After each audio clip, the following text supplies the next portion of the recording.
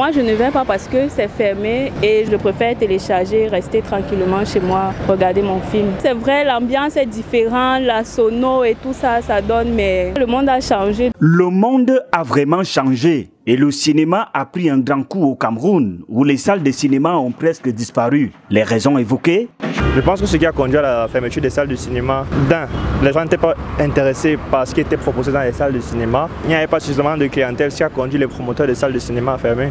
Mais aujourd'hui, beaucoup de producteurs camerounais, à l'instar de Ebenezer Kepombia, au travers de certaines de ces séries, Madame, Monsieur, Bataille des Chéris, qui proposent des trucs assez intéressants. Et derrière, il y a d'autres jeunes producteurs camerounais qui se démarquent par des contenus de qualité. Je pense que c'est l'arrivée des réseaux sociaux et l'accessibilité à Internet. Vous voyez, maintenant on retrouve plus les films sur Internet, les sites de téléchargement. On arrive à voir les extraits de certains films via les réseaux. Donc du coup, les gens n'ont plus la force d'aller dans les salles de cinéma. C'était pourtant des bons moments, l'époque où le 7e art brisait des barrières sociales. En famille ou entre amis, les projections cinématographiques faisaient la fierté de tous. Quand on allait dans les salles, je me souviens, par exemple au cinéma à Bien, il y avait d'abord cet enthousiasme de savoir que le week-end, on ira au cinéma.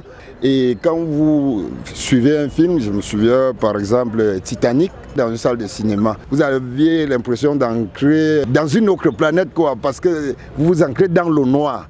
Plus rien actuellement. Les salles de cinéma ont laissé place à d'autres activités. À Yaoundé par exemple, le cinéma Rex est devenu un atelier de couture. Le supermarché Niki a pris possession du cinéma Lofébé. Le Capitole est devenu un magasin. Seul le nom est resté sur l'immeuble abritant la salle de cinéma Théâtre Abia, de quoi décourager certains cinéphiles. Honnêtement, je ne suis pas un adepte des salles de cinéma, mais je suis allé 1 ou 2 fois. En termes de qualité d'image, en termes de sono et tout, c'est vraiment une expérience particulière qu'on vit dans cet espace-là.